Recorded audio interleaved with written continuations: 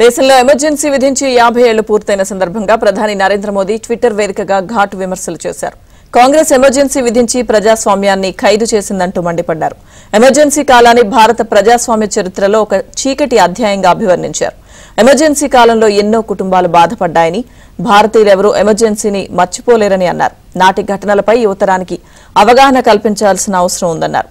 Congress emergency విధించిన కాలంలో దేశం గుండెకోత అనుభవించిందన్నారు. దేశంలో ఎమర్జెన్సీ విధించిన సమయంలో తన ప్రయాణం ఎలా సాగిందో వివరించడానికి ది ఎమర్జెన్సీ డైరీ అనే పుస్తకం తీసుకొస్తున్నట్లు ప్రకటించారు.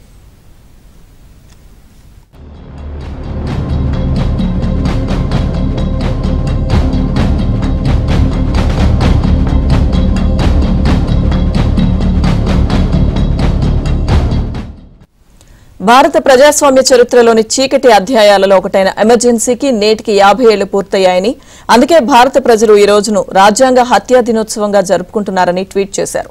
ఈ రోజున భారత రాజ్యాంగం చెప్పిన విలువలను పక్కన పెట్టారని, ప్రాథమిక హక్కులను నిలిపివేశారని, పత్రికా స్వేచ్ఛను తుడిచిపెట్టారని అన్నారు. అనేక మంది రాజకీయ నాయకులను, సామాజిక కార్యకర్తలను, విద్యార్థులను, సాధారణ పౌరులను జైల్లో పెట్టారన్నారు. ఆనాడు అధికారంలో ఉన్న కాంగ్రెస్ ప్రభుత్వం ప్రజాస్వామ్యాన్ని ఖైదు చేసిందంటూ మోదీ ట్వీట్లో రాసుకొచ్చారు.